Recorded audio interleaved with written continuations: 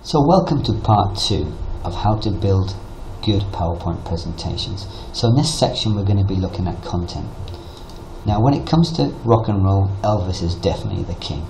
But when it comes to PowerPoint presentations, it's always content is king every single time. Your content will make or break your PowerPoint presentation. So we need to be looking at sourcing and using high quality content. For example, in this image here, you can see that the image itself is too small, it's blurry, the slide is just dull and boring. It doesn't take a lot of design or effort to take a slide like this and make it much more engaging for our viewers. If you look at this slide, I've taken the same subject, same aircraft, but just used a full screen image. Now full screen images are fantastic for PowerPoint presentations because it draws the viewer's eyes in a bit like a TV screen, and wherever possible use full screen images because it makes your PowerPoint presentation just pop out the screen and makes it look far more professional and presentable. For titles, again, we've just used that good old technique of contrasting colours. So we've taken that horrible white background away, we've used a full screen image and put a nice title on the side there, and you can see it's just a million times better with not a lot of design effort or time really. Also, videos work incredibly well in PowerPoint, especially if you have long technical presentations with lots of words. You can break it up with videos there. And again, depending on the quality of your video and the size of your video, you can make it full screen. This slide works perfectly well, but there are things we can do better. For example, if we use the same video and put it on a high-res background like this, we can make the illusion that it's playing on a laptop there. Again, it's not difficult to do. It's just a case of sourcing some nice high-quality images and using our own assets wisely. So you can see how we can take quite boring slides and presentations and make it much more engaging by just using high-quality assets. What we'll do now is just look at some resources again on the internet where we can source these images to use for our presentation. So where do we look at getting these really good high quality assets for our PowerPoint presentations? Well, it is quite easy actually, because again online there's lots of sites which allow us to download beautiful stock photographs, and the most important thing is they're free from copyright, so you can use them.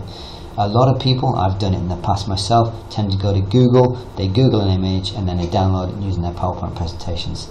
You just got to be careful because again, a lot of the time you don't have permission to use that image, and if you get caught, it's not a good thing. So it's always best if you can to use copyright free images. But luckily, for example, sites like stocksnap.io, which I'm on now, has a massive catalogue of copyright free images, and again, all different subjects depending on what PowerPoint presentation you're going to be doing. And again, you can use these as actually feature images, full page images, whatever you want, and it allows you to search for different categories. And you can see you've got business, nature, couples, all sorts of stuff here. There's lots of different sites as well. You've got Upsplash again, which is again a very nice site for high quality, high resolution images. My favorite is basically pexels.com. You can see I've searched for an iPad here, and you can see it gives me a lot of really nice high quality images of iPads I can use. And again, because I'm obsessed with airplanes, so aircraft save, we got even the search is saved. How good is that? If I was to search for aircraft, it gives me some very nice high quality images of aircraft I can use in my PowerPoint presentations as well. So I encourage you to use these sites, download the images, and then this will massively improve your PowerPoint presentations in the future. So I hope that was helpful for you. So in this section we're going to be looking at the most contentious point within PowerPoint, which is bullet points. Nobody wants to sit through hours of words on a screen. No, they really don't, because it is about as much fun as sticking pins in your eyes. It's a surefire way of boring your audience to death and making them hate you. Before you know it, they're going to be flicking through Facebook on their phones and not listening to you in the slightest. Or even worse, they're going to be looking at funny cat videos which are much more interesting than your presentation. You've spent hours putting your presentation together and you see them watching funny cat videos and you're going to hate them forever. you're going to go home and cry into your pillow for hours and wonder what went wrong. Stop. Okay? Look at the content of your PowerPoint. Don't let PowerPoint give the presentation. Allow PowerPoint to be the vehicle to get your information across, not the presentation itself. So when it comes to wordy, big presentations, look at the content and see how we can take it away from bullet points and use visual references and images and different things to make the PowerPoint presentation easier to get the information across and also be interesting for your viewers. Now, how do we get away from using bullet points? Well, there is techniques which I'll show you in a minute, but what we need to do is get away from this static bullet points coming in one at a time. Now, some lessons, especially technical lessons or technical presentations which have a lot of information to get across, need to use text.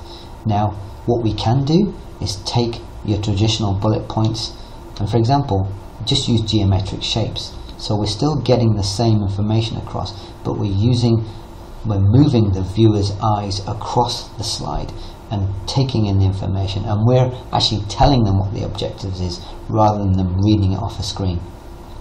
Now we can take this one step further.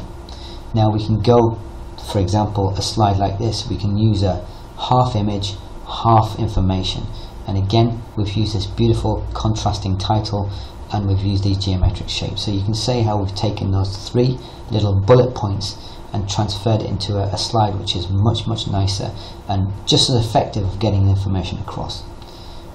Now if you do have a lot of information to get across, PowerPoint has some really nice inbuilt tools such as the Smart Art features. If you've not used them before, I suggest you have a look at them, because again it really takes a lot of work out of taking these bullet points and making them much more visual. So all I've done in this slide is I've taken the inbuilt Smart Art feature of PowerPoint and I've just transferred those bullet points into a much more visual feature, which allows, again, we're still getting the exact information across, but we're using icons, we're using visual references, and it makes it a lot more easier and a lot more interesting for your students to sit through. So again, look at the content, take the words and see if you can transfer them into visual references rather than words. You'll still get the information across and it will make your PowerPoint presentations much more effective to the end user.